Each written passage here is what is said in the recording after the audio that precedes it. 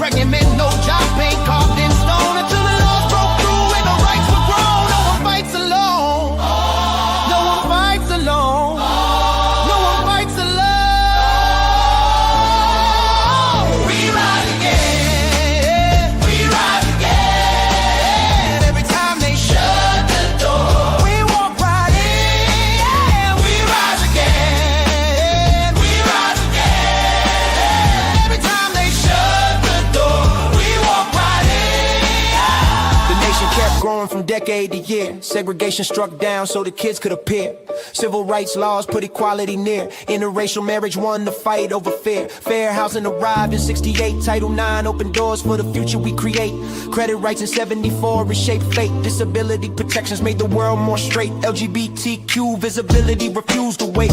Marriage equality show love is great. 20 brought a roar that the world felt shake. History awakened and refused to break. But look at today, some truths get cold. Voting rights strange, stories untold. Diatear sliced, old bias gets bold. Affirmative action slipping back into the fold. Women losing ground they already earned. LGBTQ protections overturned. Housing discrimination slowly return. Progress in the fire while the old flames burn. Calling response, who are we? If we see and stay quiet, who are we? If injustice builds a riot, who are we? If the truth is on trial, who are we? If we don't walk the mile, that is why tonight this room is alive. That is why we gather to keep hope and drive. That is why Leslie stands and thrive. That is why Carl steps in with insight that survives. That is why you are here ready to rise. Eyes open wide with a heart that tries. Truth in your hands, future in your eyes. History is calling in the moment replies. Up. Rise up, rise up. Stand with the truth when the times get tough. Rise up, rise up. Freedom is a promise and a promise is us. Rise up, rise up. Stand with the truth when the times get tough. Rise up, rise up. Freedom is a promise and a promise is us. We stand in a fragile moment. A moment that needs courage. A moment that needs truth. A moment that needs every one of us. This is why we gather. This is why we rise.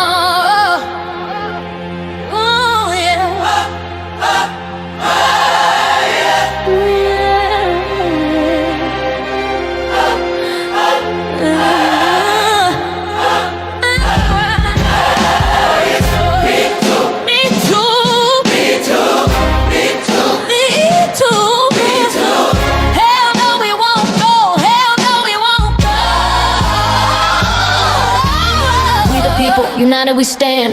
I'm with a unity over division, indivisible. These aren't just words, this is a way of life. This is a fight that burns bright. This is the moment we refuse to hide. Why did women have to stand alone while the world looked away?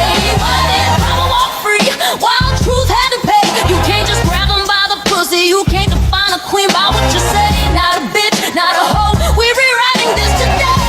Grab them by the, grab them by the, grab them by the, grab them by the. Every man, every woman, every he, she, them, they. We support you, you belong. Nobody fights alone. Nobody wins alone. Those who stand for nothing fall for anything.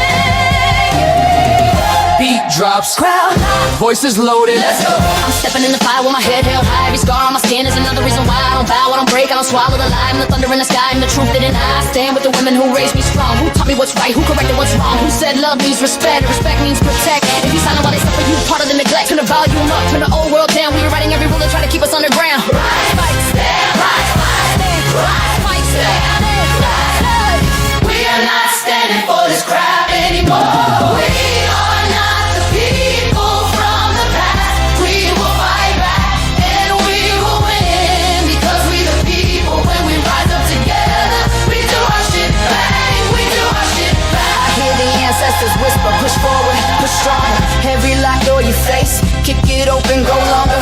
Every insult you took, turn the pain into power. Stand tall like a tower, this is our hour. Now here comes the part they hope we never spit.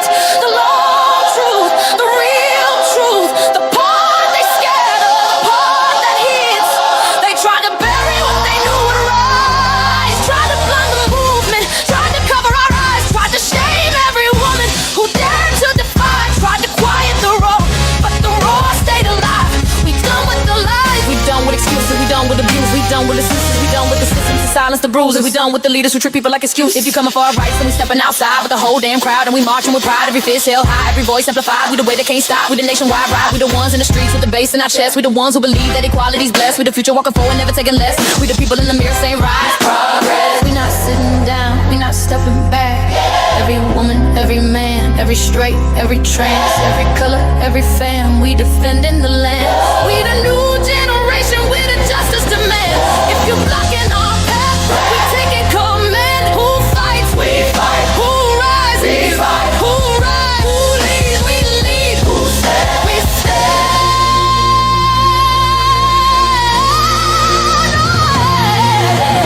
We are not standing for this crap anymore. We are not the people from the past. We will fight back and we will win. Because we the people, when we rise up together, we do our shit. We do our shit. We do our shit. We do our shit. We do our shit. We rise because the truth needs a voice. We rise because silence was never a choice. We rise because justice is a promise we keep. We rise because our children dream while they sleep. We rise because history is watching. We rise because this time we refuse to lose. This is why we gather. This is why we rise.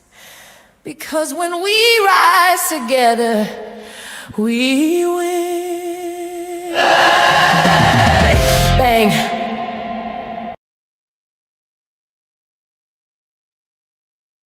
Hey everyone, my name is William Rochelle, and you can call me Bill. Welcome to UBU Live. I want to take a moment to express why I'm here and what I'm doing. And before I start to say what I'm going to say, I'm going to tell you guys that I've been struggling all night and all morning. People ask me, do you really want to put out that song? Maybe you should edit it for a certain audience. And I thought to myself, if you can hear it every day from the White House, but it bothers you here, then it's not me that's the problem. My dad came back from Vietnam. He was a vet, and he didn't get the help he needed. That affected me my entire life. My mom was abused physically for the first 8 years of my life. Guns to her head by my dad, burning of the books, all sorts of stuff. It was terrible. And I've lived all of my life in the closet. And this is the first time I've ever said that. I am a part of the LGBTQ community. I understand what it likes to feel rejected. I understand what it feels to be marginalized, to be hated just for breathing. And in the end, oh my God, I cleaned up my house, but I put everything in the back and I can see it, sorry. Squirrel. In the end, there were a couple of people that pushed me forward. Martha said, I think it was yesterday or the day before, that you inspire me because you're brave. And Americo DaCosta said one day on a message, I don't know if it was a private message or not, but he said, Bill, you're authentic and you're unapologetically you. And I thought, I'm not, because I'm living this part of my life in fear. And I'm letting that go. I'm not taking fear with me in 2026. I'm not living for you or for anyone. I can't be the host of a show called UBU Live if I cannot be me. So I talked to my cousin this morning. He said, all right. So first of all, I talked to my ex-wife, my kids, and everyone to let them know this is going to happen. And I got to sign off on those that I love. So I need to get that out. I need to let you know that this was not a soundbite for me. This is a rallying call. This is me defending my mother. This is me defending my 12-year-old self. And this is me saying we're not going to allow someone to tell my daughter what to do with her freaking body. She came to me once when she was 12 years old. Sorry, everyone backstage. This is the last story. Brooke had said, Dad, I want to come get me.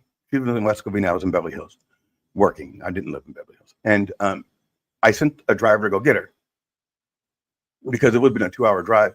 She comes back and she's watching an after-school special about teen pregnancy, but I don't know it at the time. So I am working so that I can leave. And she comes up to me and she puts her hand on my shoulder.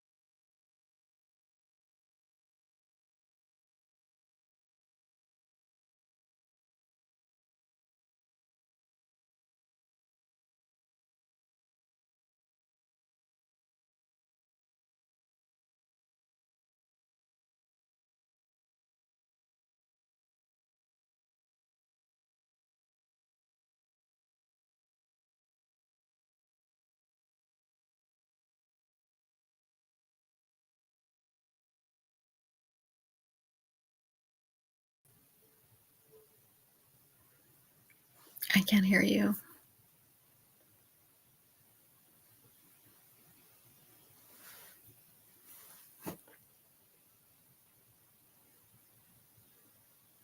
I can't hear you.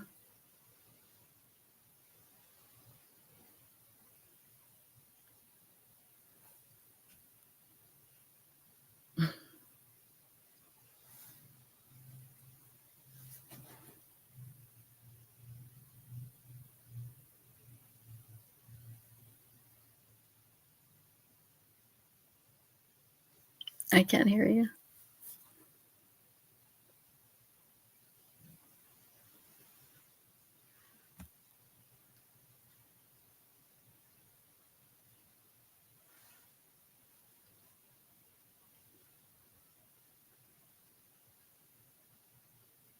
Mhm.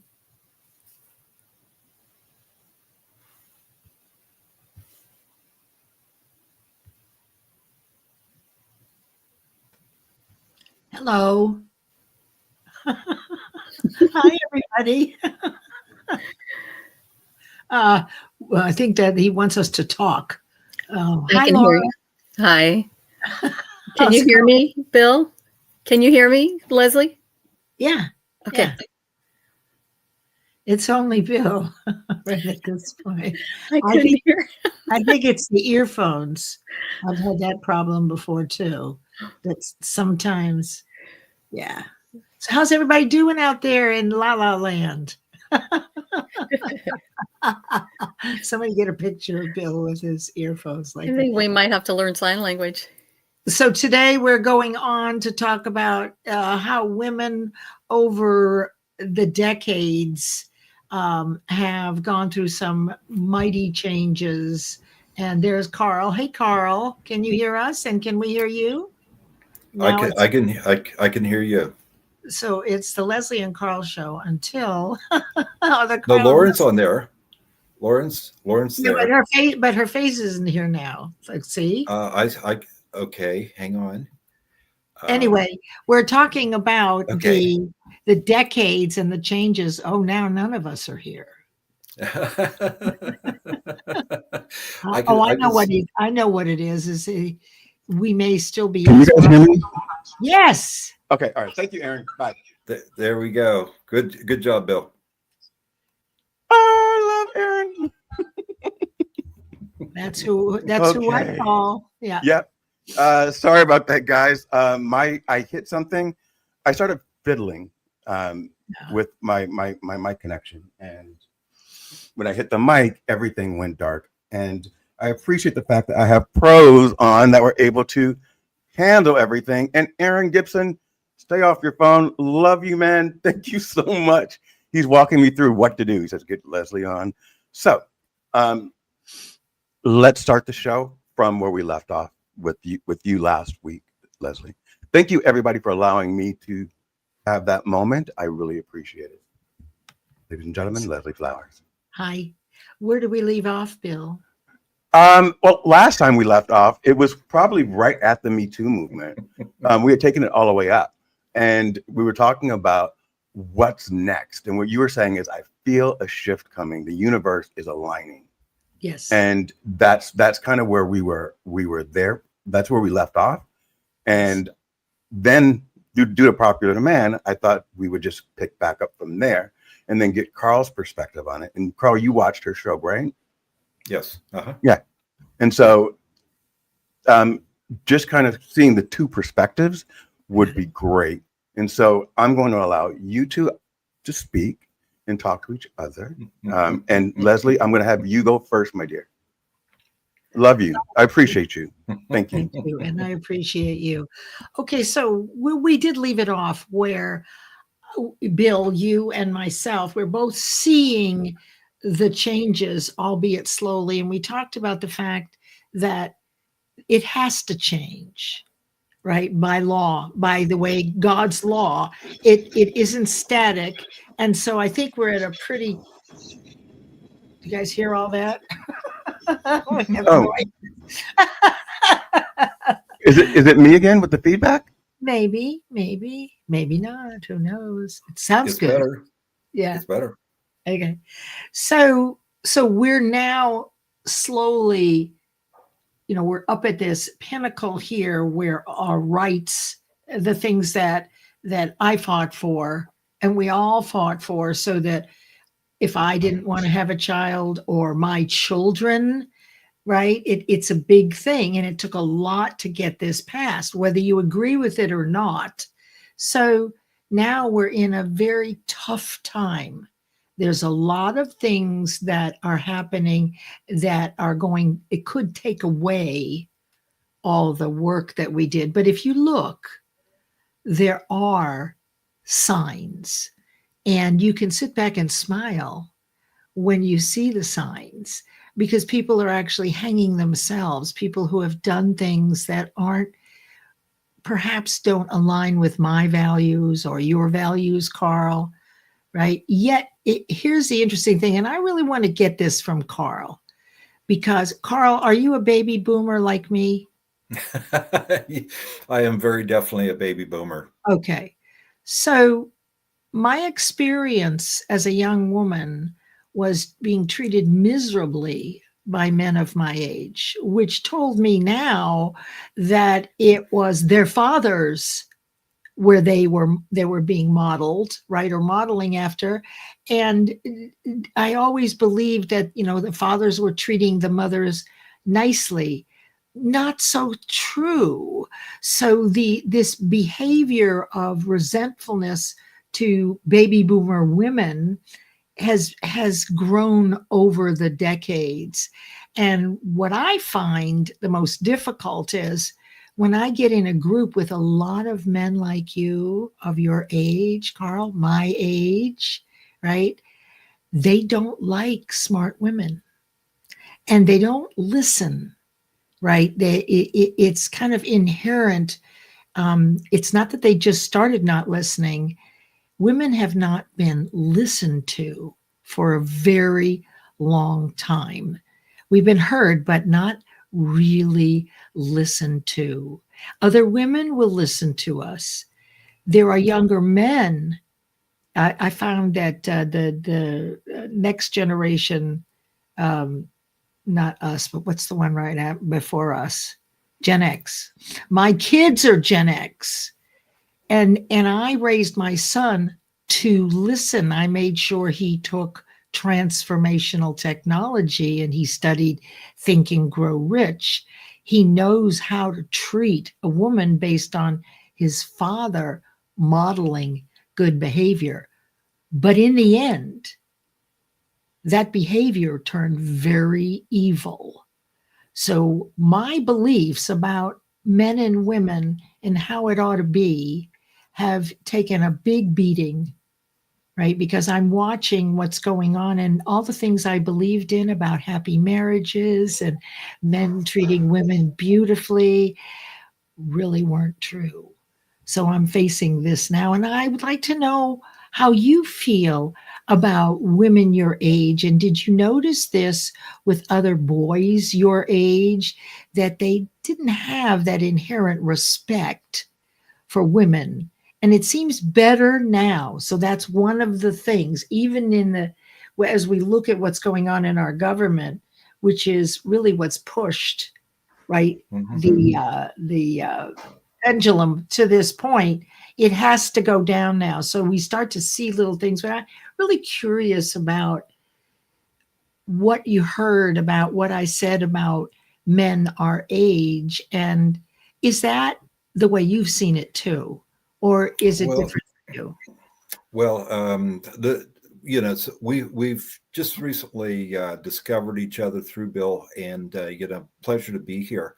Thank you. What even Bill doesn't know about me yet is that I grew up in a family with 5 sisters, 1 brother, and my mother went through some of the same things. She grew up in North Carolina, and it was in the case of, I would say, 3 of my sisters, they grew up and fled the nest just to be away from a toxic environment of how my dad treated my mother. And so he was born in 1916. She was born in 1922. And he was in the service. He was a Marine. And when it came down to family activities, my mother was the glue that held us together. She got me started in volunteerism, and I still love that feel-good paycheck of doing good things when I can. And so a recent show that Bill had with Aaron Gibson, Aaron wants to go on a whirlwind tour of the United States out of Canada and just do good wherever he can go. It's like, I want to wave my flag. I already invited him to Newcastle, where I live. But anyway, over the years, I have seen more and more evidence. I grew up out in the country.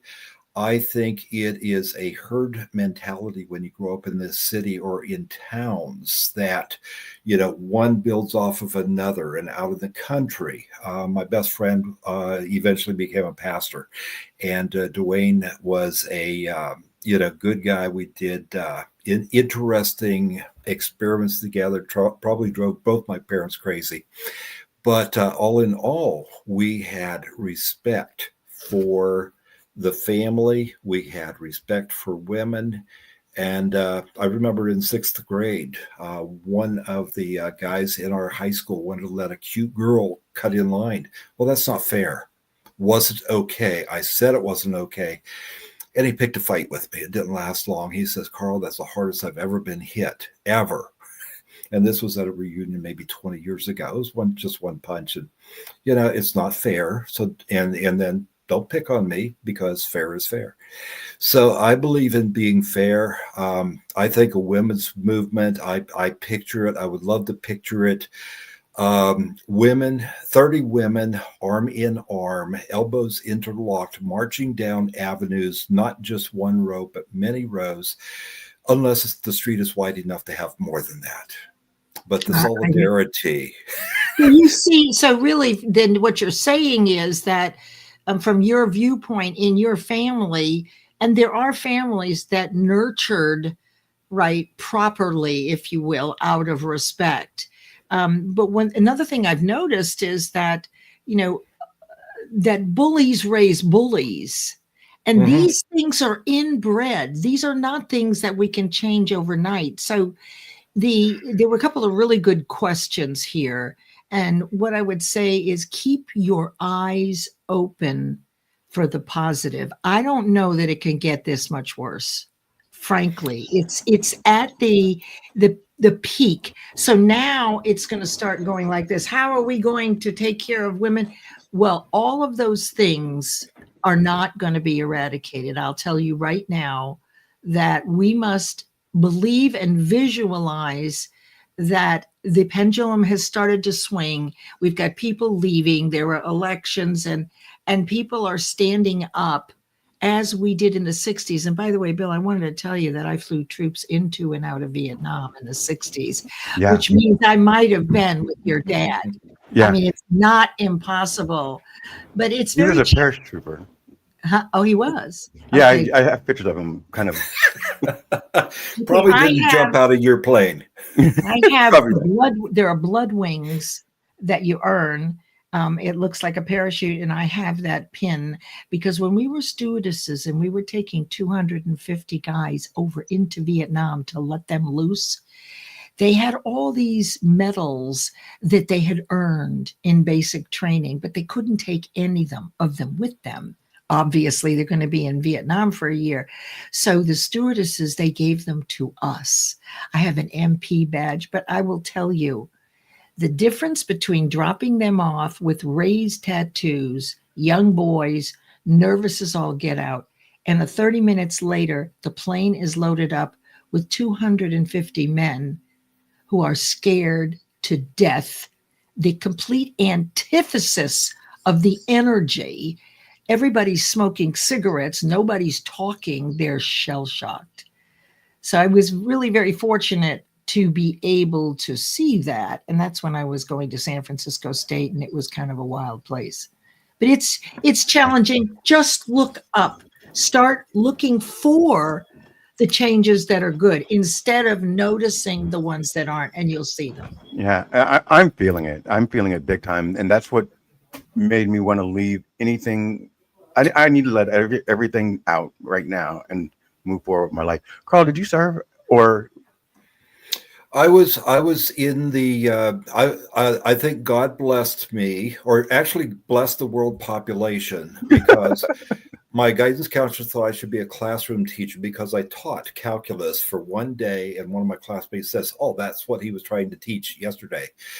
I did very well in the sciences. People at my church thought I should be a preacher. Yeah, but the question was, did you serve? I would be the boringest. Okay. God kept me out of officer candidate school because lack of common sense probably would have killed too many people. Got you. So God picked a path for me that was different. In the military. My brother served in the Air Force. He was a medic and prosthetics fitter in the Philippines, got a lot of Vietnam casualties. And my dad was a Marine during the Korean occupation. So yeah, I was just asking because there were so many people that got affected by Vietnam. And the way that we took care of our troops when they came back, they weren't held as heroes because there were protests going on against Vietnam. So it's kind of like, it's almost like what's going on right now, where we're entering into wars that we don't need to be in. Well, no reason. They were scapegoats for the government policies. They were the troops on the ground, but they got the backlash for the government policies that were things that happened in Washington at the Pentagon. Thank you. Thank you very much. Go ahead, Leslie. No, I'm just listening to what you're going to say.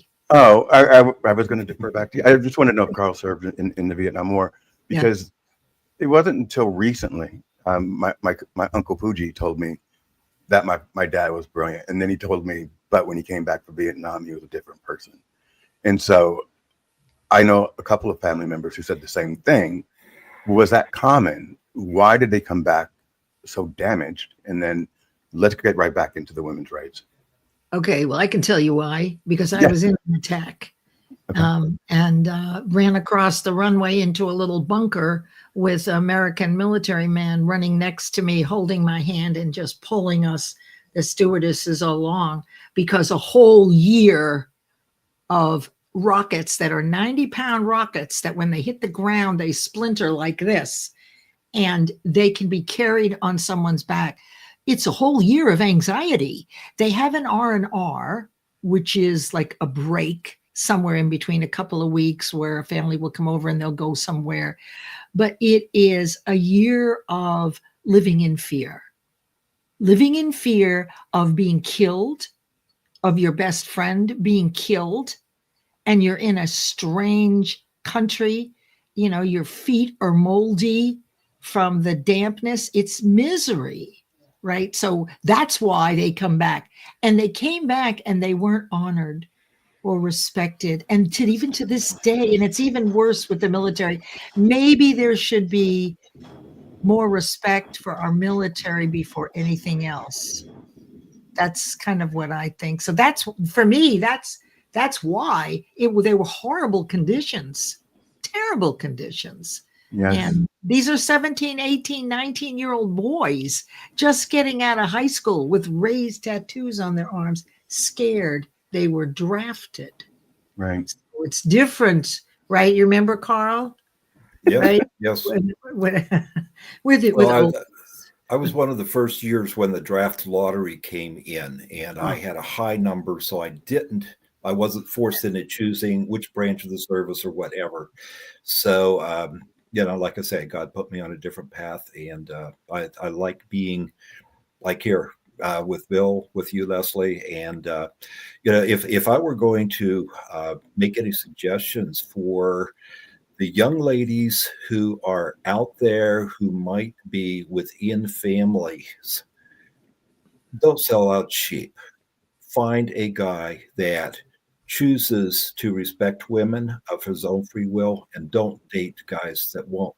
I worked in construction in San Francisco, and one guy was just hooping and hollering at anything that moved, blonde ponytail, across a wide avenue, 4 stories down. If we're on the roof of a 4-story and he's on the ground, or the ponytail's on the ground.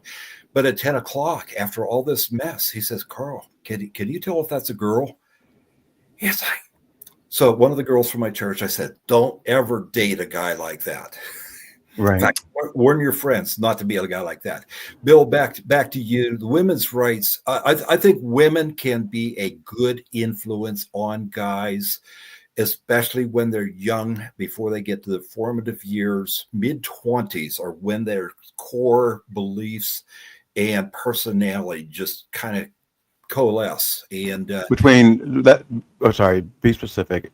Who, women or men in their 20s? Okay. Men mature later. Okay. Right. Okay. When from 18 to 23 or so, they're still up in the air. They're subject to influence. Girls and women influence them in the right direction to be respectful. Yet their beliefs and their self-confidence and the modeling of their fathers is vital, even though they don't reach this until later. It molds them. So, if very often you will see people that gravitate toward police work who were bullied, right? Mhm. Because their inner child has been bullied and hit, and that's what they're expressing. So we very often have men, and certainly some women, that are actually adolescents inside an adult male body, that they are emotional adolescents, but we think of them as men because they're fully grown. But isn't that what we're seeing right now, just in general, with our politicians, and all these things that are going on, and the bringing it back to Vietnam, bringing it back to women's rights. We know right now that we're being distracted. All these things that are going on this week are a distraction because the people in power don't want us to know what's in those files. The closer we get to the release date of those Epstein files, which represent young women underage who have already said, "I am the victim and I am willing to have all of my information released." Why isn't it being released? And Why are we? They're not listening, because they're all complicit, whether they're Democrat or Republican. I mean, we have kind of a breakdown in moral fiber, I think. I mean, it feels like the fall of the Roman Empire in a way to me, morally, because what we're experiencing now from our leadership is the antithesis of how we were raised, right? It's the opposite of how we were raised. It's money first, people second, not people first, money second, right? That's yeah. So I'm going to ask Lauren this question. Hey, Lauren, everyone, this is Lauren. Are you muted, or did I mute you, or are you muted? I'm muted. Okay. Muted. Thank you. So, Lauren, bring it forward. Part of what I wrote in the intro song was, we rise because our kids dream when they sleep. And that part meant a lot to me, because it's not about us. It's about the generation that we grow with. And Leslie, you said something, and Carl, you said something that I 100% appreciate. And it's that you were raised by parents that were raised by parents that were raised. And so at some point, we have to break those generational curses. I have, for the most part, but my kids still say, you could have been better. Like in the story I was sharing, and I didn't get it all out because my mic went blank. But my daughter was upset that I sent a car to pick her up instead of me picking her up myself. And my thing was, I got you to me as quick as I could. So we all are works in progress. We all, once we know better, we do better. And in this reflection point, I think we do know better. And anyone out there that is watching that thinks it's okay, that the powerful, and I'm not talking about, right now, I'm not talking about the administration. I'm talking about Sean Combs, Puff Daddy. If you watch his thing, he had the money to shut it down. He had the money to shut it down. If you have enough money and you have enough power, you can do exactly what was said in the beginning of that song. And that is where I'm pissed. Why do the victims have to be punished while the power gets to walk free? Those victims are still dealing with the hurt. I'm still dealing with the hurt from what happened to me. So you're asking them to relive it on a public stage, and someone can say it's fake news. And because you're a man, and because you're not a man of color, sorry, Carl. No problem. You get an excuse. And that's when we say white privilege. Because if Obama had done one of these things, one, that he would have been out, period, full stop. So how do we reconcile that, Lauren, as our generation? And then I would like to hear from Carl about what his thoughts on it. So let's start with Lauren. That's a tough question. I don't even know if you can reconcile something like that. I just want to, let's circle back to, like, my mother was abused when she was young. And I'll say, when we were doing the book process, in the book, I wrote that I dedicated my chapter to my mother, and I said she was the one person that I didn't want to be like. And it was because she was abused when she was a child, physically and sexually abused. And that was something that I didn't learn about her until she passed away. And I never understood why she never wanted to go back to her hometown. And but she took a lot of that abuse out on me. And although I knew she had love for me, she used to tell me that she loved me very much. And I knew that. but I couldn't grasp why. So anyway, moving forward, I don't know if there is a way to um, move on and move past those generational curses. The only thing that we can do as parents is be better and try to, I know I learned from my mistakes. I had my issues with my children, and my daughter, ironically, never wants to have kids. And so, you know, I mean, we're stuck there. She does not want to have children because of, you know, I don't know if it was because she grew up mostly without me. She was raised by her dad, and there were issues there. That's in my chapter. But, it, you know, I think we're just, I don't know. I am so, when it comes to like the whole Diddy thing, P. Diddy and the Epstein files, it is all oh, such a hot mess. And, the world is a mess. And so when you're trying every day to gravitate to something positive, Yep. and you're working really hard to stay positive, but you have this in your head and this in the news, and this is like, how do you even move past all of that?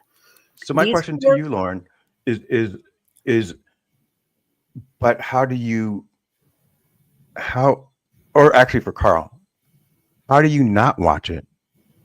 And I'm going to go well, you- back to you, Lauren, because my thought process is if I turn a blind eye, then who's going to stand up? And I don't think that you need to stand up for yourself. I think it's time that me and Carl stood up for you. Carl? I agree with that too. And something that I wanted to throw in, like half a minute ago, might have been 45 seconds or 59 seconds, don't know. But, part of the healing process is going to be better communication moving forward. From 1993, I was in a workplace related stress support group, and I overheard the facilitator talking to somebody on the phone, and she says, "You need to have a list of things that are absolutely not okay." And it just stuck. But a week later, and I was just stopping in for coffee and conversation, I heard her talking to somebody else. And she says, you need to have a list of things are absolutely must have. And a week later, I'm talking to somebody, and all of a sudden I just blurted out, you need to have 2 lists. Absolutely not okay, absolutely must have. And for anybody who's in a relationship, we're all in relationships, whether it's coworkers and us or other people and us, Bill, you and me, what's not okay and what's an absolutely must have. We need to discuss those things. So, and anything that's not on one of those of those lists is negotiable. And so the lists need to be updated a little bit. But I think that needs to be out there to a bigger audience. And, I thank God that this venue is here where we can talk about things. About 5 years after that, I'd relocated back to Pennsylvania, and I called a friend of mine who's a dentist, and I said, I'm single and I don't do the bar scene. Who do you know? And he says, nobody. 3 days later, I got an email from him that told me about one lady. The next day, I got another email from him, different lady, different phone number. And I had a 1-hour phone conversation with her. She wanted to meet me in person. She wanted to talk. Okay, we set it up in a public place. The first thing that came out of her mouth when we met in person, Carl, I want you to know I'm married. But you were so open with me over the phone, and my husband is not. He had hidden issues that it's my belief, and God never has me do follow up on these things. It's my belief that he had issues that he wanted to resolve, but he wasn't confident that his wife would be his partner in helping him with those issues. It's like, chucked out, it's either bullying or sarcasm or something like that. He needed to have confidence in his wife, and she needed to let him know that she was there to help. And after 2 hours of talking in person, she was ready to do that. So it's, just opportunities. God puts me in strange places for good reasons. You're muted. Bill. Hi, Bill. I know. Where's Annie? I need an executive remote producer. Lauren. I wanted to, go ahead. Go ahead. No. Well, I just wanted to bring something up. That's an isolated incident. I just want to, for the woman who you met who was married, I am going to give you some real details here. Okay. Do it. My marriage broke up at the year of 2000, 2002. I went on a site, and I think that dating online is crazy. I never had a good experience with it. But anyway, Slim pickings for women. I went on a site called plentyoffish.com. Now, understand that the under part of that is that sex is going to be discussed. Okay, it's not taboo. Everybody knows that that's where we're going. You were on Plenty of Fish? Right. Oh, yes. Yeah. But anyway. You didn't use J-Date? Come on. I know. I told you I don't like Jewish boys very much because they remind me of my brother and my father, and that doesn't work for me. Right. But anyway, here's what I want to tell you. I went on there with my picture, and within the first few days, I had 80 men reach out to me. You are the one. I am the one for you. And I had totally forgotten to say that married men need not apply. And then there was still a few. I said, go back. I sent them all a message because I couldn't figure out, but I hadn't told them. I said, go back and find out what it is that you fell in love with your wife. I said, and they all said the same thing. She's my best friend. I love her. And I don't want to leave her, but it's just not exciting anymore. Now, when I sent back that message, there was still 3 or 4 that says, yeah, but I'll rock your world, lady. So, what are you talking about? Percentages of men that are out there cheating, and the ease with which men can cheat in their town. I did some research and investigation on this. Okay. It happens in every little town in the United States, and it goes on all the time. You don't want to know, because once you know what's going on, you'll see it everywhere. Yes. So it was a horrifying experience to realize that all these men were willing to cheat on their wives. They didn't want us, be responsible like Carl, like your friend was. But why is it? Oh, go ahead. Go ahead, Carl. I lost my train of thought, Bill. Go for it. Okay. Why is it that women, and this is the different thing, but why is it that, why would a woman date a married man? I don't understand that mentality either. Safe. It's nice. Excellent. And safe, right? Really, Lauren, you too? No commitment. It's safe, right? Not that I would date a married man, but I'm just saying, especially the young ones, or they're looking, right? They're looking for sugar daddies, right? And these men, bless their hearts, remember they're 16 inside a 45-year-old body. Absolutely. So when push comes to shove, it's really out sowing your oats. That's the thing they miss the most. That's what they loved doing when they were 16. They're really still 16.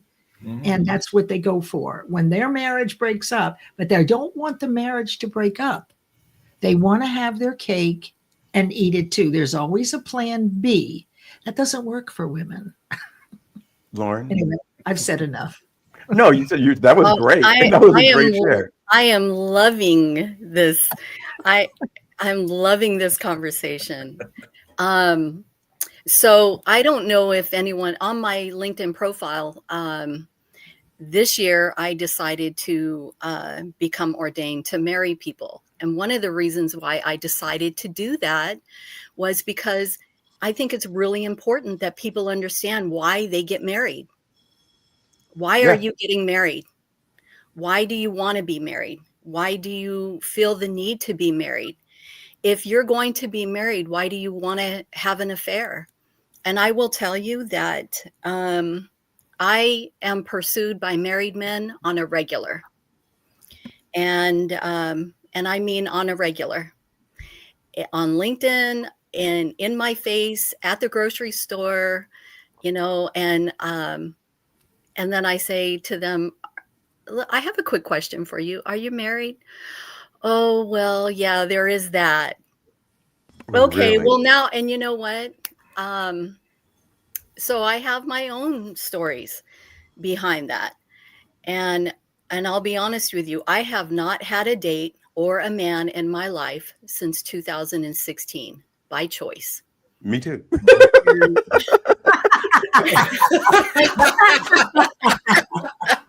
That's Well, you may try to go the well, other way honey, then you then. and I, we can go on a date Been that and we'll just long. figure it out. you know, right now I feel like I'm falling more in love with the soul than a person. You I know, like know. the energy, it's just like forget everything else. It's too much. It And then is. after 2020, it's kind of an odd thing because after 2020, we were all closed up, so you couldn't go out and meet people. So what do? I wasn't bringing anyone in my home. Um, it just kind of, what do you do? I know that Carl met his wife Jane or Janine, Yeah, Jane, Jane, and you met online, and correct. you have your five flags. But we're not going to go through all five unless you're going to do them really quick. No, the it's called Red Letter Days. Okay, Okay. Red Letter Day number one is when we met online. My profile went across her screen. I got a thing that says, "I'm interested in you." I know it's one click, and I typed back, "Are you a real person or a robot?"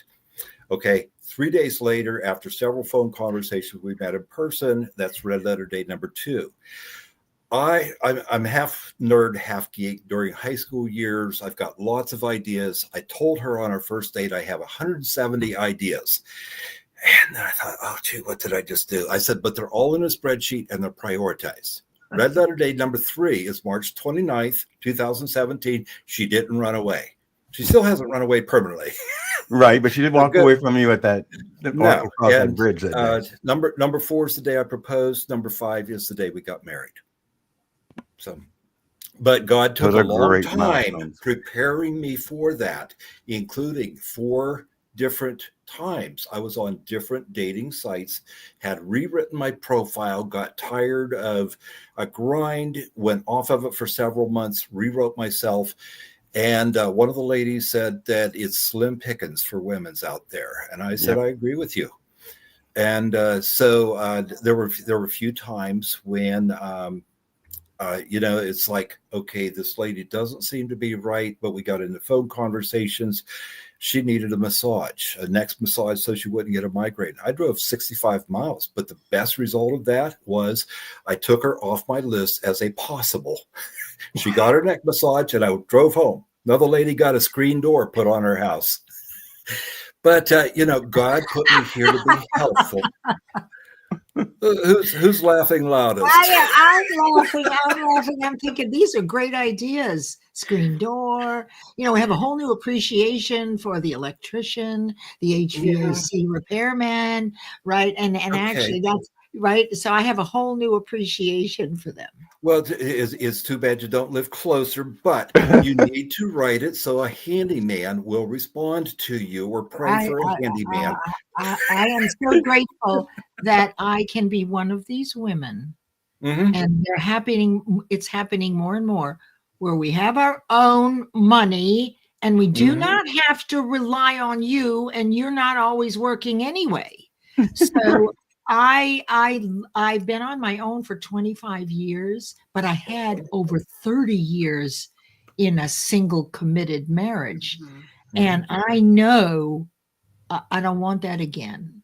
And You don't want it again. no, I don't. I don't. I want just a casual affair here and there. What's wrong with that? It's No, great. yeah. I am loving you for this conversation. I am loving it. Quick question for everyone. So there's a couple of things going on at the simultaneously. We have 600 people on YouTube that are watching us right now. We're at the hour mark. I know everyone's time is precious, but the conversation's really just getting going. So I want to see who wants to leave and who can stay. Lauren, I really want to talk to you after this, if you don't mind, about what I started with. No. Um, Can I just say something? Yes. I love these conversations, but I personally never want to get married again. I was married once. My father was married 4 times. My mother was married 3 times. And my dad keeps asking me, why don't you want to get married again? I'm like, between the 2 of you, there's 7 marriages. Like, why would I even want to even entertain that idea? I never want to get married, but I would love to marry people, but I chose to get ordained because I want people to understand what they're actually getting into, because it's so easy to, consider having an affair. I mean, those type of people, they're out there, right? They're, they want to, it's just easy. It's easy to do, and people they're open to it because they never want to leave their wife, and they got the sexy neighbor next door, and she's hot and he's hot, and but I mean, I've seen it all, and I've heard it all. So anyway, I just thought it was funny, Mhm. Well, we just had a woman from our congregation pass away recently. Her services are this week, but she was going for cancer therapy. I had a chance. I was as a deacon, we do transportation for people who need help. So I took Fran to her lab, and her husband was on his last few days. And we didn't know it at that time, but I took her for a visit there if she felt like it, if she was up to it. And so Fran visited Bill, and this was the last time that I saw him alive. But the love talking back and forth after 55 years of marriage, that strong love. And it's like Fran really didn't care as much about living anymore. And I consider it a blessing that she passed, and now she can be with Bill. But, there are some marriages out there that are 50, 60, almost 70 years young, with the right people. My first marriage, I stayed in that marriage. We kind of agreed halfway that maybe we aren't meant for each other. She was in California, 3rd generation Japanese. And, there were very, very, very good parts of that marriage. And this time around, it's like, I want to have the stability of a family, but I know it's the right thing to do. And for me, it's the right thing to do. But I am going to be ready, and I'm going to be committed before I get in. So 4 years of preparation between 2000. My first date was in 2013. I remember the exact day because it was my parents' anniversary date, September 15th, in 2013.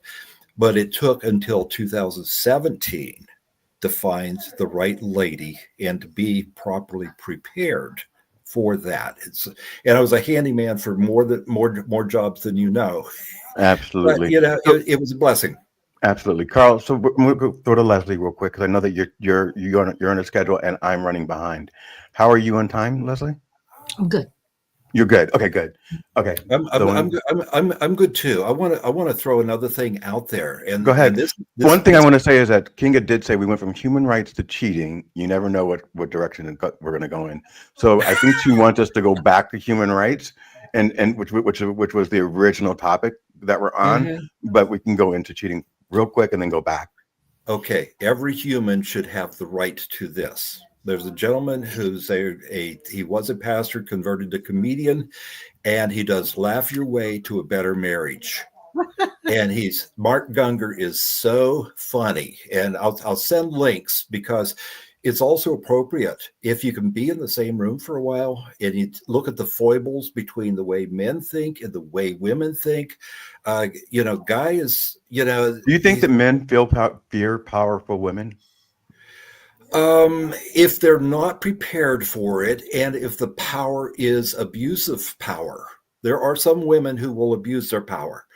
But if so hold on, Carl. So you're saying, so okay, let's be clear. All right. So you're saying there's some women that will abuse power, but we're watching an entire stack of men that are abusing power right now. So absolutely. So that brings me back to Lauren. How are women voting against their own interest? And Hispanic and blacks. Like how are those people voting for Trump?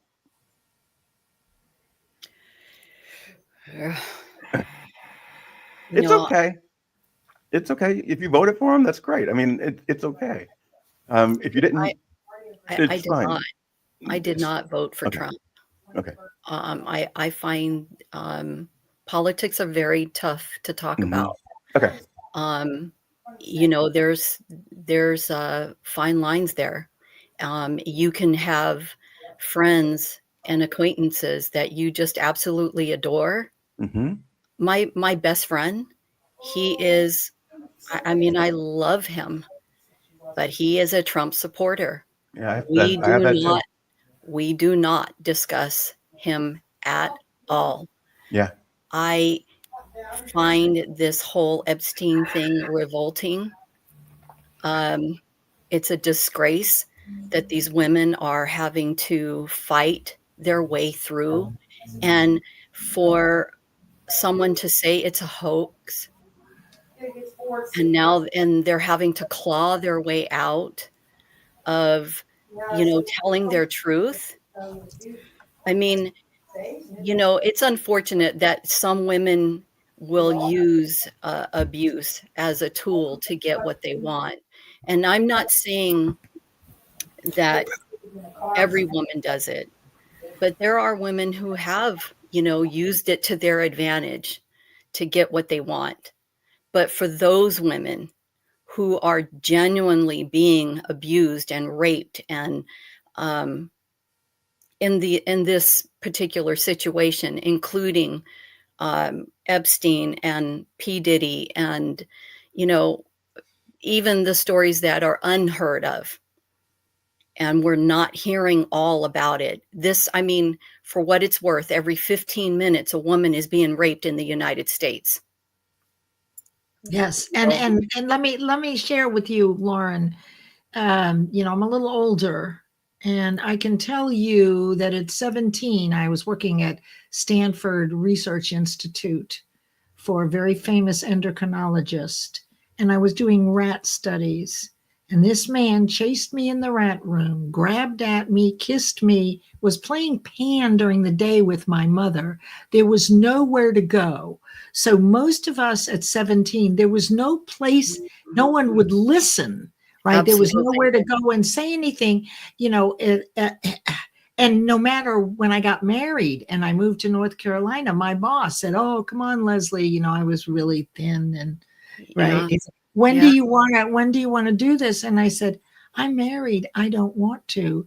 So these things take time. I think that it's up to us moms and dads to be the best leaders we can be and aspire to live as moral a life as we can. And then when we screw up, that we take full responsibility and let the children know that we did make a mistake and here's how we're going to solve it, because it's never going to be perfect. But it's each one of us, don't you think, have to model and walk the walk of a person. I will tell you, I know if somebody had called me a piggy or if anybody had said, Oh, "Are you a stupid absolutely. person?" But these people are afraid of poverty. They'll lose their job. And they're now also afraid of being attacked or killed. So that's a very good reason not to say anything if you're scared for Yeah. your life, right? Don't you Mhm. think? So Mhm. would we, people say, why didn't anybody stand up and say, don't call her piggy, or you don't call people stupid, or whatever it is that was just so absolutely ridiculous and Mhm. disrespectful? But nobody did. Everybody's Yeah. afraid. Tail They're afraid of between the repercussions of what's going on behind it's closed doors. right. It's poverty. They're going to lose Mhm. their job. That's the fear of poverty, and it's Mhm. real. And it's Mhm. also now a death threat for many people. And it's also the fear of criticism and judgment by your peers. So Mhm. there's a lot of reasons to have people give up and shave down and massage their morals to kind Mhm. of fit in the context that they're working in. Yeah. Yeah. Yeah, I think Absolutely. it's tough. I mean, I me personally, and I only speak for myself. I think for me, if I were in that situation, I know me and I know how pig-headed I am. I would speak on it. Me too. I would absolutely speak on it. And I don't give and I apologize, but I don't give two shits. I really don't. You can be Yeah. you can be the president of the United States. If you come at me in that direction, I have something for you, And you know what? and I'm I'm right here speaking on supporting it. you too. And this is Absolutely. this is that he is my age. The Mhm. president is my age. I have fought him off in the back seat of a car to drive in. I mean, this behavior. It was rampant when I was growing up, so I already know, right, this behavior and how Yeah. to. Yeah. So anyway, it's Hey, Carl, can you do me a favor? Yeah. I think your Oh, television's on in the background, so we're getting some feedback. That's why I keep muting your mic. I didn't know I was unmuted again, but Jane has a phone conversation. I muted myself Oh, first, but okay. I'll just leave me muted until she Okay. finishes. That's the only reason why I'm muting you, just to let you know. So when you have something to say, just raise your hand. All right. Yeah, Said. I just think it's unfortunate, that these women are fighting and clawing their way into to be justified, um, and then to be considered, like P. Diddy, um, to even have the audacity to ask to be pardoned. I'm like, "Excuse me, I can't stand him.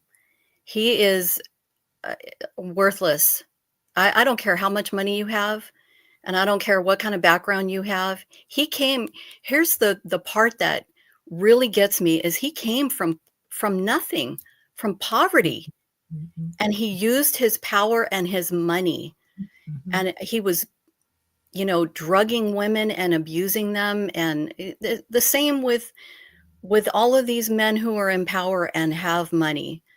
Look, this is why I tell people, don't put yourself in precarious situations.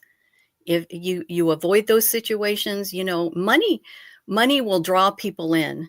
It will, it's kind of like the kid in the candy store when you're drawn into it and you want to have that kind of lifestyle and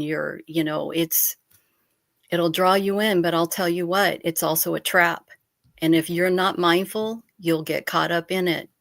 That's why my life, I avoid every possible it my life is simple, minimal and simple. I don't get caught up in the hype. I don't get caught up in, and that's what I try to teach these girls. I listen to these conversations, these young girls, and they're talking about, oh, this guy and that guy. And I say, yeah, it all sounds good. It all sounds good. It looks good. He looks good. Yeah, he's gorgeous. But what's going on behind closed doors? What is he doing? I have a coworker who is, she's in her 40s and she is precious, but I hear these little key words that she says, and I was in my 40s once too. And you think by the time you're in your 40s, you have a little bit of, knowledge or intelligence, but sometimes, it takes a long time to really learn, and it took me a while. It took me a minute. And I hear a lot of things, and you just have to take a step back, you know, you just got to take a step back and pay attention to your surroundings.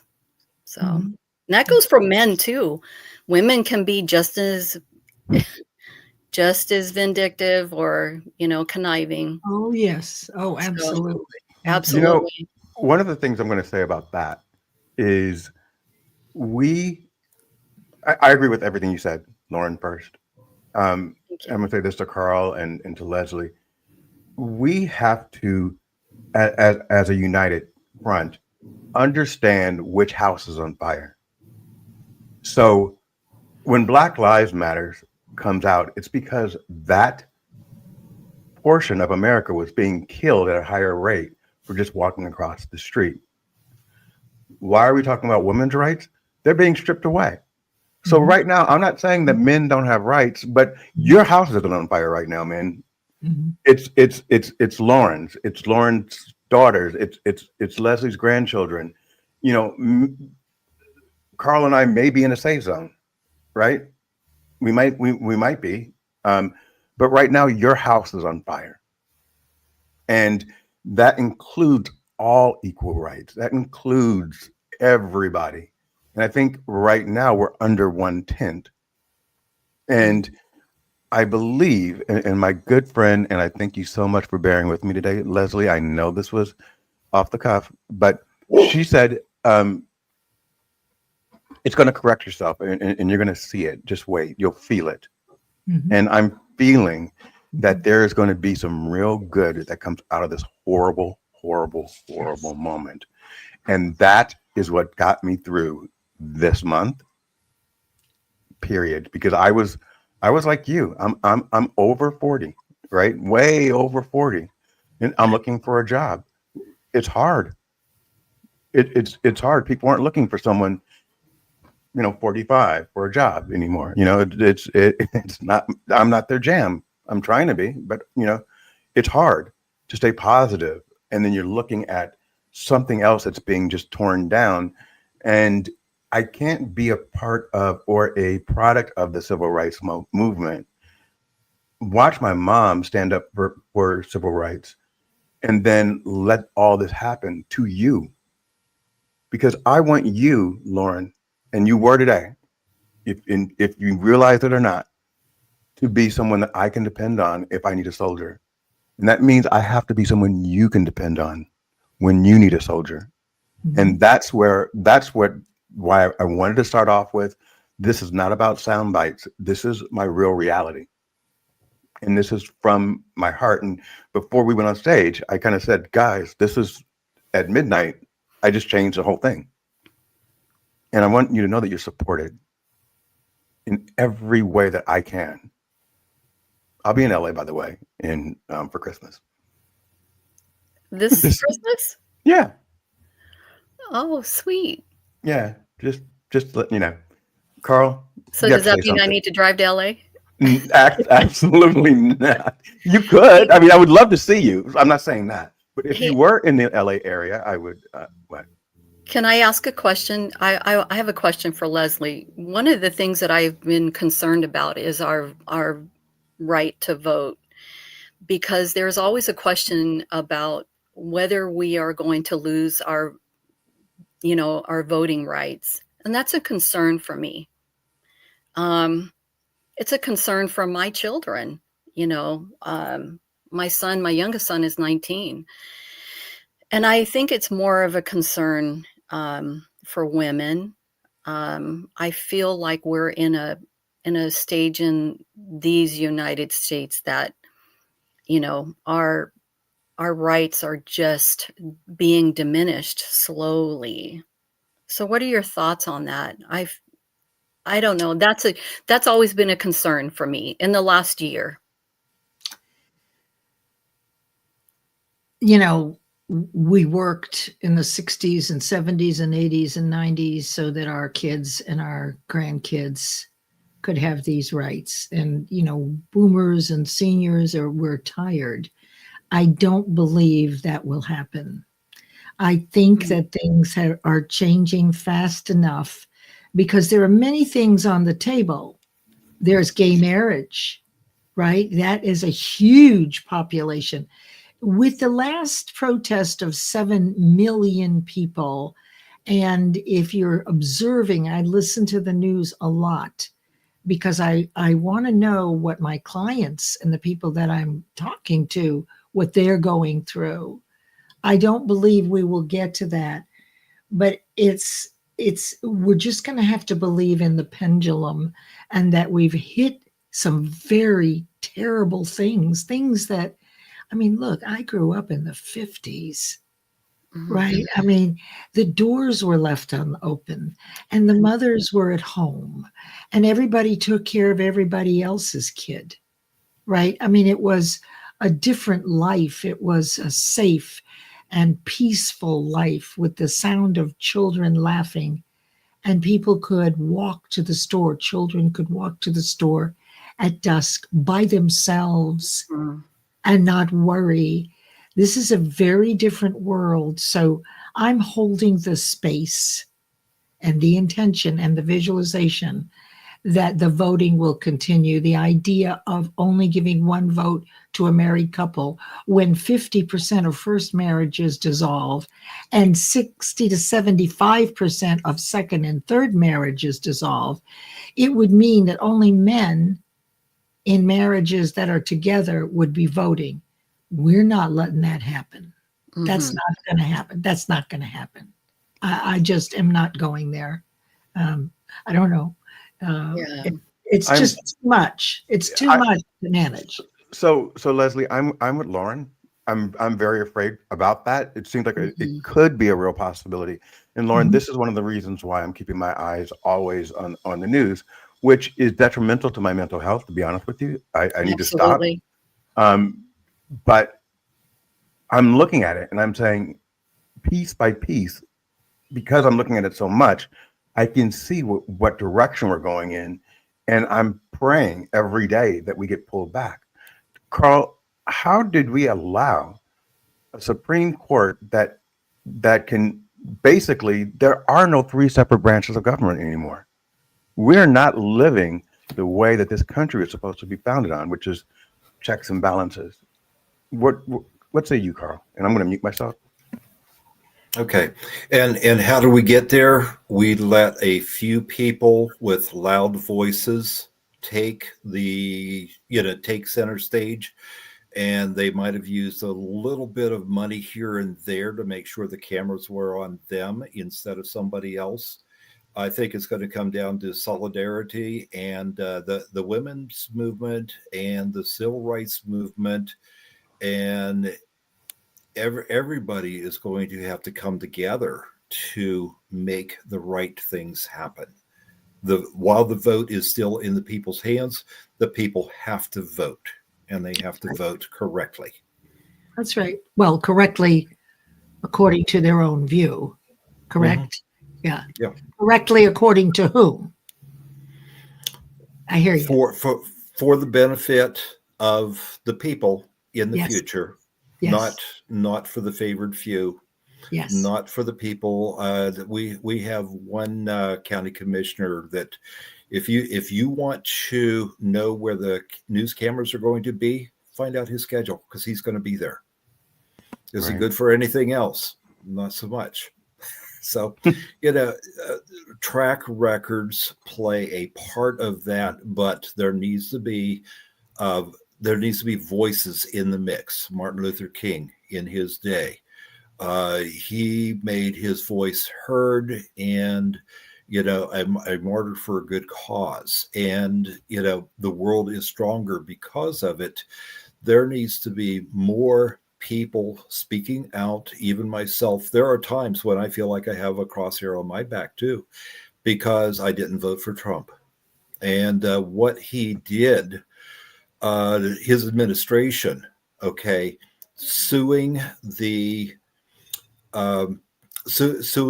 mayors of sanctuary cities for breach of their oath of office. And what happened on January 6th, 2021?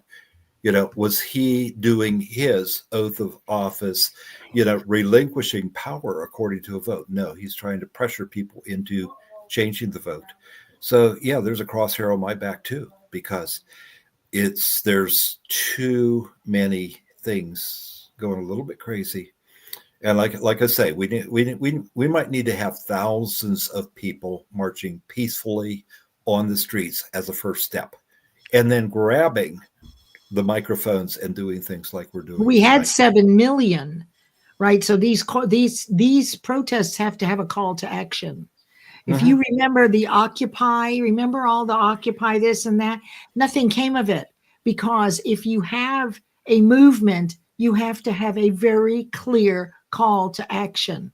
And that's what I'm listening for now, is what is the call to action? What action must we take to stand for this? Okay, and voting is one of them. I'll give you a little bit of a.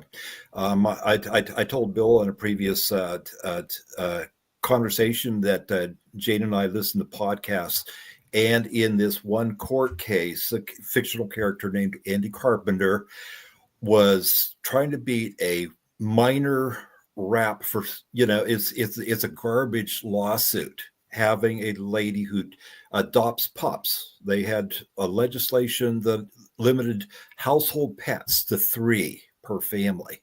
Also, she could have cattle, an unlimited number of cattle living in a room. But he pointed out correctly that the mayor's wife had a small business, supposedly can't have a small business. And it was the women who were the hammer behind the guys who had the votes. A man claims to be president of this here corporation. Woman says, that's fine, I'm chairman of the board. Right. Thank you for that, Carl. Leslie, you said there are too many things to list tonight, and I agree with that, because this conversation obviously can go on for 4 hours, and I don't think anyone wants to do that tonight. You do? Okay, Carl. Maybe 2 hours. Okay, Leslie, how are you doing over there? I'm doing great. Okay, I'm just making sure, because I want to be respectful of everyone's time, and I think we should start kind of doing our wrap up, and doing our final points, and then I'm going to close out. I open with you and Carl. I'm going to close with me and Lauren, if that's okay. Sure. All right. Go ahead, Leslie. What's actually, we'll start with you, Carl. What's 3 things that you want the audience to know about you, and how you help women rise when they can't do it on their own, and what you think in the organizations you're putting together to help support women? I think you have one that's 3 men and 5 women. I forgot how you named it. Okay, but go ahead. So let me go into that. I am 100% owner of a small business called Carl's Idea Hatchery, Logo Lab, and Business Incubator. But my goal is to have people with good common sense, mostly women, be co-founders of a company that's been on paper since 2016. It's called 3.5 Women Benefit LLC, means it has a social mission. I'm looking for co-founders. Leslie, after last week, you're eligible to apply. Bill, you're eligible to apply for the one other male position as co-founders. But what I want to do is take projects. My 170 ideas have grown, and I've got some big ticket items in there, but I can't do things by myself. Every business consultant says you got to focus on one thing. Okay, now it's 3.5 women, but within the 3.5 women, start project teams led by women, have them recruit their teams, take an idea or 3, pick out what they want to go, and go for it. I've got 2 revenue streams already, got a 3rd one close. I got nationwide, one of them is expanding a local regional advertising company nationwide. And I think that women could do a heck of a good job at putting this together. The corporate golden parachute idea, I used AI to come up with pink parachutes. Women need pink parachutes, self-employment, or working with a group of people that you want to work with, and building your own retirement using pink parachutes, not golden parachutes. I think that's great. Don't know why it's color pink, but I think it's great. Can I just ask why pink? I was going to say the same thing. Well, my mother, my wife is a Mary Kay representative, so I've been okay. and now, good Christian company. A lot of people don't know that. Okay, but God first, their priorities: God first, family second, career third. Yeah. And they practice and preach the golden rule: do unto others. They don't steal anybody else's customers. But I have been, and they also have an award, a recognition every year for on a national level, international level, of Miss Go Give, as who gives selflessly.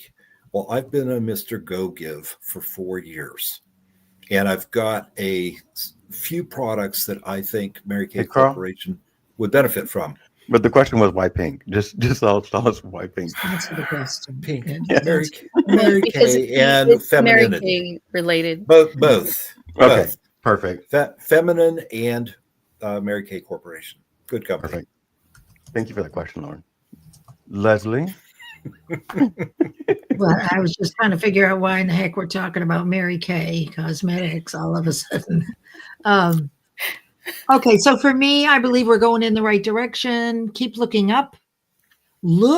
Focus your intention to look for the positives, no matter how small. They're always there, but we're so used to looking for what's negative that seems to glare, right? So look for those signs. The more of them you see, you'll watch things start the crescendo moving down. You're going to see people leaving government. You're going to see elections. You're going to see impeachments. You're going to see people being fired, right? You're going to see the courts are doing a great job. I don't know what to tell you about our Supreme Court, except that it was jury rigging that got in those 3 conservative judges by Absolutely. What's his name? The guy from Tennessee. I can't think of his name. I don't remember his name either, but yeah, I know what you're talking about. So that's the answer. Keep moving your feet and keep looking for the changes that are the opposite of what's happening, and you'll see them. I see them every day, and so do you, Bill. Yes, I do. I feel very good about it. And I left last week feeling even more empowered after speaking with you. With that said, I'm going to take you guys down, and then I'm going to break with Lauren.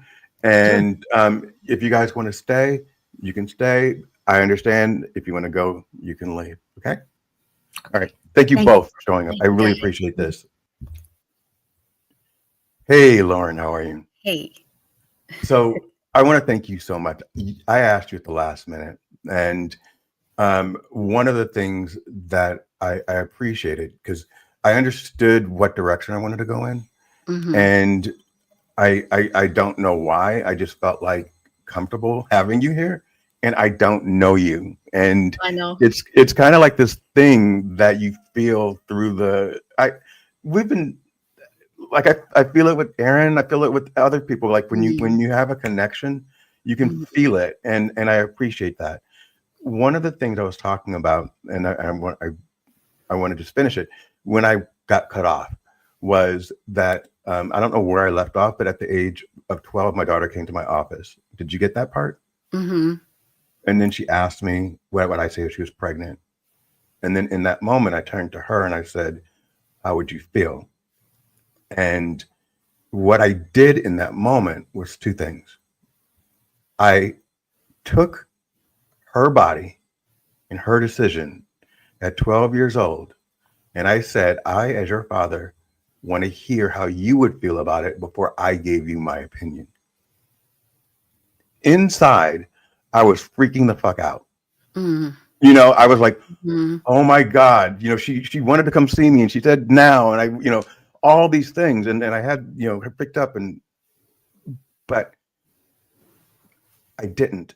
And that message, I wanted her to know that no matter where she is, no matter what's going on, I will stop, drop, and roll to protect her.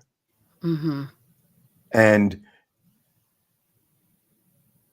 that is the person that I am. That's why I wanted to do the show, because it's about them. It's their rights that are being taken away, and it's about our generation.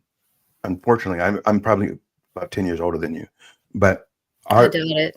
How no, old are you? I don't tell people. I'm 42. My daughter's 34, right? So I'm 42. I tell people I found her, but anyway, found them. But it's important to me that I speak what I speak. I say what I say. Mm-hmm. And then, guys, I was kind of being coached backstage whether or not I should basically come out today. But that was heavy on my heart that I be authentic. And I tell people why I'm doing this and why I'm fighting for all these different rights. And regardless of whether or not you knew it spiritually, I needed you in this moment. And I appreciate the fact that when I sent that text at midnight to you, that you said yes. And you told me you were tired as hell. And I made you sit for an hour and a half. So I love you so much for that. I was actually caught off guard, but I am always open for good conversation, and I wasn't sure what we were talking about today, but I'm down for great conversation, positivity. I'm definitely always open for that. And I said, you know what, if he's asking me to be on a show at the last minute, there's got to be a reason. Yeah. And I what made me think about it was you said something in the caption in one of the shows. You said, you loved my energy. Yeah. I thought, you know what? I want to get to know this guy. I want to get to know you too. I know. I want to get to know you. And I am so grateful that you and I were able to have that conversation in the beginning. Yeah. I almost started crying. I know. And because it means a lot to me that that you trusted me with, it's hard to have those kind of conversations. Yeah. But man, I'm so open-minded. I am probably one of the most open-minded people. And I'm so grateful to God for that, Yes. To be open, because, the world just comes at you in all kinds of directions and you don't know what walk of life people are in and the journey that they're on. And so, I'm grateful. I'm grateful to be here and I appreciate it. And I love listening to all the conversations. I know we kind of got off, off the beaten path. But it was good. I think it was great. It was a great conversation. There are moments there that everyone can take away with them. Everyone, I want to thank everyone for coming. I want to thank Ms. Leslie Flowers, Carl Bromley, and Lauren. Thank you so much. Thank you. And we're out. Thank you so much. Almost. Fuck it,